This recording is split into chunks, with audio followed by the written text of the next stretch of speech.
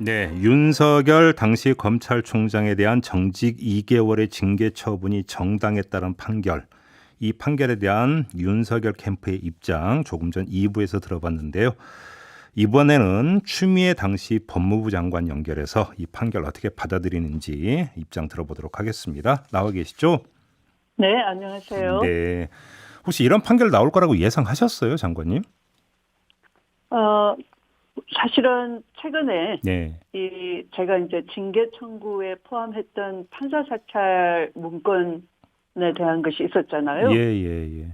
근데 그게 이제 작성한 곳이 수사정보정책관실인데요. 최근에 거기서 또 손준성 보냄 해가지고 알려지게 된 청부 네, 네. 고발장이 드러났어요. 네, 네. 네, 그리고 윤석열 총장이 채널A 사건 관련해서 최측근 한동훈 검사장이 관련돼 있다라고 하니까 집요하게 감찰 방해하고 수사 방해를 했던 거거든요. 네. 그런데 이 청부 고발 사건과 연결이 돼 있는 겁니다. 그래서 징계 사유를 입증하는 사건들이 여러 개가 드러났기 때문에 네. 법원의 전향적인 판단을 기대했던 것도 사실입니다. 그래요. 그럼 일단 한번 네. 이전부터 여쭤볼게요. 어제 재판부의 판단은 정직 네. 2개월은 오히려 가벼웠다. 면직도 네. 가능한 사안이다. 이런 판단을 내렸잖아요. 일단 이거를 어떻게 받아들이세요? 사실은 그 당시에 네. 한번 복기를 해보시면 네.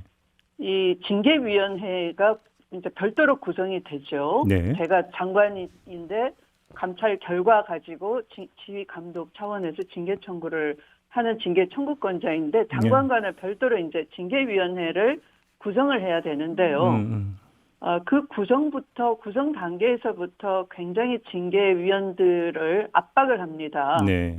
성향을 분석하고 공정하지 않을 것이다 이런 여론몰이를 하고요. 그래서 징계위가 굉장히 위축이 됩니다. 그래서 그 징계위가 하나의 그 정무적 판단을 내리게 됩니다. 네. 그런데 법리적 판단을 해야 될 징계위가 정무적 판단을 해서 아주 가벼운 이 정직을 2개월을 했던 거죠. 정직은 정직 중에도 뭐 6개월을 최상한으로 할 수 있는 건데 그것도 고작 2개월을 했어요. 예. 그런데 이것조차도 검찰의 반발을 예상해가지고 굴복하는 태도를 미리 보인 거죠. 그래서 사실은 징계 의결서를 보면 실체상의 사유는 해임에 상당하나 네. 여러 고려를 해서 여러 고려라는 게 이제 정무적 고려를 했다는 거고요.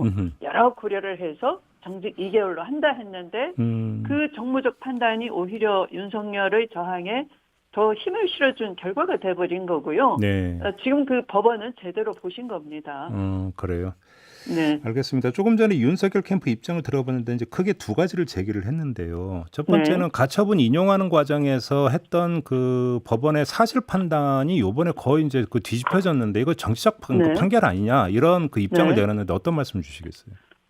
가처분 판결 당시에는 신분이 보장된 검찰총장이라는 지위를 굉장히 우선시했고요. 가처분이니까 임시적인 거니까 예. 어차피 본안 가서 자세히 다툴 거 아니냐 이렇게 본 거죠. 예. 그러니까 임시로 본다라는 의미예요. 그러니까 현직 검찰총장이라는 지위를 본 것이고 그다음에 그때 당시는 윤석열의 정치적 행위가 구체적으로 드러나지 않았어. 지금처럼 수사정보정책관실을 통해서 어떤 그 검언 유착을 저지르고 또 그걸 덮기 위해서 또 청부고발 사건을 저지르고 하는 그런 것들이 드러나지 않았어요. 그리고 잘 아시겠지만 보수 언론이 추윤 갈등이라고 해서 뭐 엄청난 기사량을 쏟아내잖아요. 거의 1년 내내. 네. 그러니까 그런 그 여론 속에서 그 임시로 하는 판단이 제대로 된 판결이겠느냐 하는 거죠. 네. 그러면 오히려 그 가처분 인용 때의 어떤 그 법원이 이러저러한 어떤 뭐 정치적 그다음에 여론 지형 이런 것들을 고려해서 결국은 인용한 거다 이렇게 보시는 겁니까? 그렇죠. 오히려 네. 이번 1심 판결이 오로지 사실과 법리에 기초해서 내린 판결이다 이렇게 보시는 거고요. 네. 그동안 굉장히 정밀한 증거 조사를 한 것으로 지금 알고 있고요. 네. 네. 알겠습니다. 그다음에 또 한 가지 윤석열 캠프 쪽에서 제기한 게 이거 대장동 물타기 아니냐 이런 그 비판을 하면서 권순일 전 대법관의 이른바 재판 거래 사례를 계속 환기를 시키던데 이건 어떻게 받아들이십니까? 우선 제가 징계 청구를 한 것은 작년이지 않습니까? 네. 그리고 이 징계 청구 사회에 들어간 일들이 다 작년과 그 전부터 일어났던 일들이에요. 네, 그러면 제가 작년에 징계 청구, 감찰하고 징계 청구 할 때 네. 금년에 여름에 대장동 사건이 금년 7월부터 의혹으로 제기됐는데 그걸 미리 알고 제가 덮기 위해서 그랬다 하는 건 어불성설이에요. 우선 네. 논리상 안 맞아요. 예. 그리고 대장동에 드러난 것들은 화천대유에 걸린 의혹 제기된 사람들을 돈 먹은 사람들은 거의 그런 검사들이에요. 네, 물론 그 대법관 출신 한 명이 예. 있는 거지만, 예. 그러니까 이걸 덮을 이유가 전혀 없는 거죠. 오히려 밝혀져야 되는 거죠. 그래서 제가 말씀드리지 않습니까? 있는 대로, 걸리는 대로, 닥치는 대로 수사하고 밝혀내라라는 거잖아요. 몽땅 다 처벌하라라는 거잖아요. 덮으라가 아니잖아요. 근데 지금 윤석열 네. 캠프에서 얘기한 건 당시 징계가 아니라 어제 이런 판결을 내린 재판부를 향해서 그런 얘기를 한 것 같더라고요. 어떻게 보십니까, 그거는? 재판부가 말씀드린 것처럼 임시로 재판할 때는 여론 지형을 보고서 그냥 임시니까 어차피 본안 가서 다툴 거니까 한 것이고, 그 본안에서는 네. 그때서부터 지금까지 계속 증거 조사하고 주장을 듣고 했지 않습니까? 네. 네. 알겠습니다. 네. 자, 판결 의미는 그 정도로 하고요. 그러면 이 판결에서부터 파생되는 몇 가지 해석 지점이 있는 것 같아서 네. 그거에 대한 장관님이 좀 견해를 여쭙고자 하는데요. 네. 일단 그 이른바 판사 사찰 문건에 대해서 개인정보보호법을 위반한 위법한 수집이었다라고 하는 점을 그 인정을 했던 것 아니겠습니까? 그러면 그렇죠. 네. 법원 판결이 이런 그 사실 판단에 기초한다면 이 문건의 성격과 용도를 어떻게 다시 재규정할 수 있는 걸까요? 우선 그 판사한테 네. 영향을 미치기 위해서 예. 네, 작성을 한 거죠. 그러니까 어떤 판사도 사실은 위축이 될 수밖에 없죠. 여론몰이를 자꾸 하면은. 그래서 사실은 공소장 그 원래 제한 공개가 원칙임에도 불구하고 네. 수사 단계에서부터 단독이나 특종을 주면서 언론을 통해서 여론몰이를 해서 네.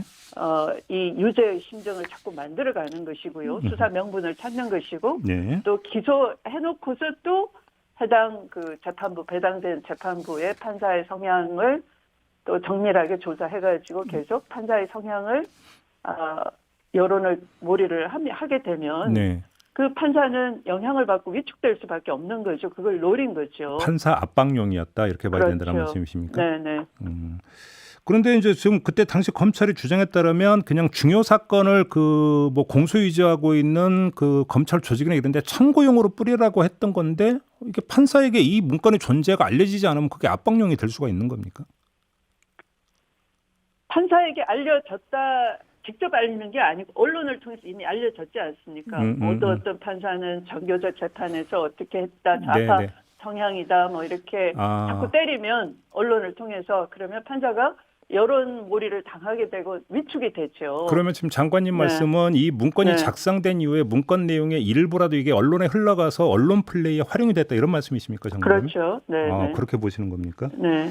알겠습니다. 두 번째 그 채널A 사건과 관련해서 감찰 방해도 있었고 수사 방해도 있었다라는 지금 법원의 판단이 나온 거잖아요. 네. 그러면 이 관련 사건에 대한 수사가 결국은 왜곡돼 있다 이렇게 지금 봐야 되는 겁니까? 어떻게 평가를 하십니까?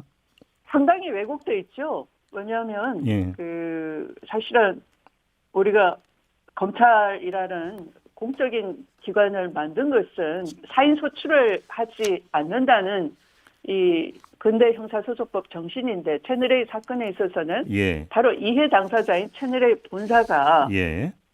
그 헌법재판관 출신을 위원장으로 모셔다 놓고 자체 진상조사를 구성을 했어. 한 2달 동안 진상조사를 했어요. 네, 맞아요. 예. 네. 그 수사보다 못한 거예요, 오히려. 왜냐하면 수사 방해를 했기 때문에. 네. 그러니까 초기에 언론 그 폭로가 있었고 바로 압수수색 들어가야 되는데 감찰도 방해하고 수사도 방해했기 때문에 수사의 골든타임을 놓쳐버린 거죠. 다 증거인멸할 시간이 지나가 버린 거죠. 근데 지금 그런데 예. 그나마 네. 채널A는 그걸 적당히 그 카모프라이즈 하기 위해서 자체 진상조사위원회를 구성하고 언론사의 그 신뢰 차원에서 이걸 적당히 이제 묵히고 가려고 했던 건데 그나마 거기서는 의미 있는 증거가 캐치됐는데요. 네.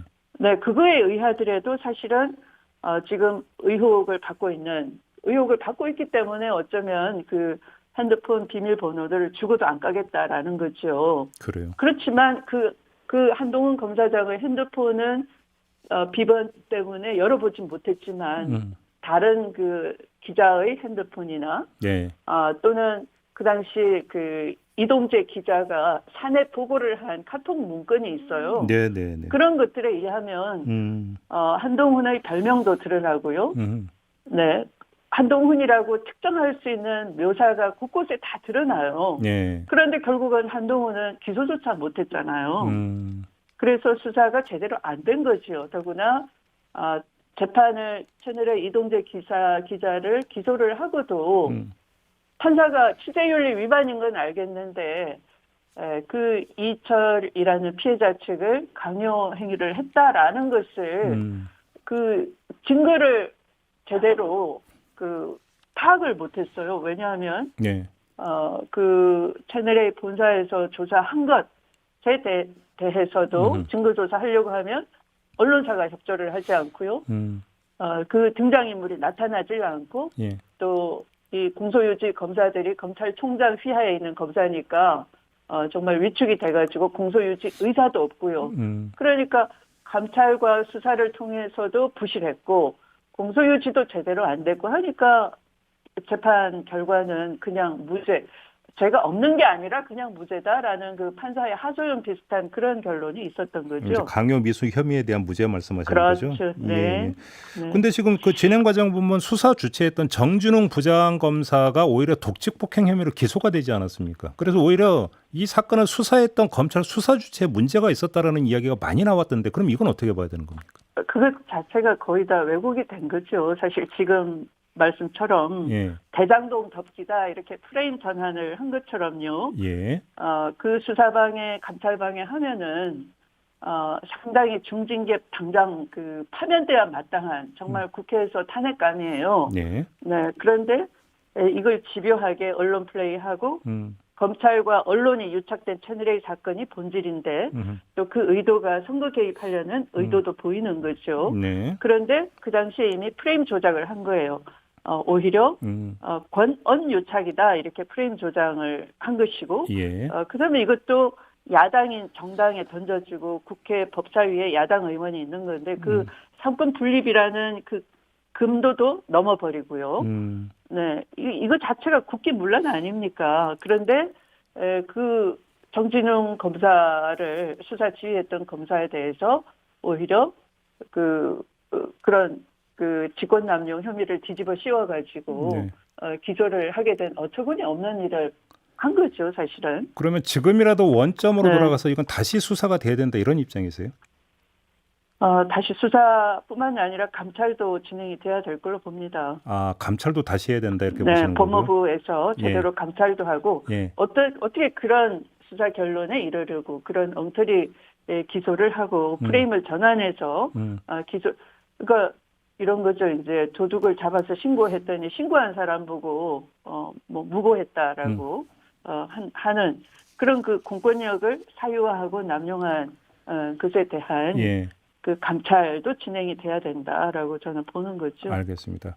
네. 좀 하나만 더 여쭤볼게요. 지금 수사정보정책관실 지금 이제 담당관실로 이제 바뀌긴 했습니다만 수사정보 정책관실이 계속 등장을 하잖아요. 네네. 이 조직을 어떻게 해야 되는 겁니까? 원래는 대검이 수사 중수부 폐지 이후에 수사 정보를 취합할 이유가 없었어요. 예. 그래서 제가 지난해 여름에 대검 조직 개편을 하면서 이 수사정보정책관실 전체를 통째로 없애려고 폐지하려고 했었어요. 그런데 당시에 윤석열 검찰이 반발을 해서 그 1정책관 2담당관을 자리를 1담당관만 남겨두는 것으로 축소 재편을 했어요. 예. 네. 그런데 이제 그 수사정보정책관실의 관이었던 손준성 검사, 아까 그 청부 고발장을 예. 손준성 보냄이라고 해서 그 주체가 됐던 의혹의 그 문제 인물이 있죠. 예. 근데 그 직급을 강등시켜서 낮췄음에도 불구하고 윤석열 검찰이 그 유임 그 로비를 집요하게 했던 거죠. 예. 그래서 그것이 관찰이 돼서 사실은 상당히 저도 힘들었어요. 그런데 재청권자로서는 한계도 있고 인사권자가 아니기 때문에 대단히 힘들었었는데 나중에 몇 달 지나서 보니까 거기서 이제 판사 사찰 문건이 작성됐다는 걸 감찰하면서 알게 됐죠. 예. 네. 상당히 그 조직 개편 이런 걸 통해서 개혁하기가 어려운 것이고 결국은 이 수사 기소 분리 원칙으로 돌아가야 된다. 선진국 형사사법 체계로 돌아가야 된다는 겁니다. 그럼 이 조직 자체가 존속할 이유가 없다 이렇게 보시는 것 같네요. 조직 그거 하나만 보더라도 수사권을 주는 이상 이런 집요한 로비 그 수사 문화를 바꿀 수가 없기 때문에 알겠습니다. 이 수사권을 분리를 시키는 게 맞다라는 거죠. 윤석열 후보는 어떻게 해야 된다고 생각하십니까?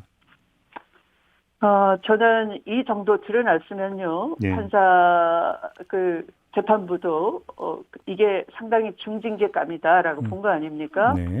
그러면 사상 헌정사 최초의 감찰 징계 청구를 받은 검찰총장, 그리고 정치 중립을 훼손한 것이고요.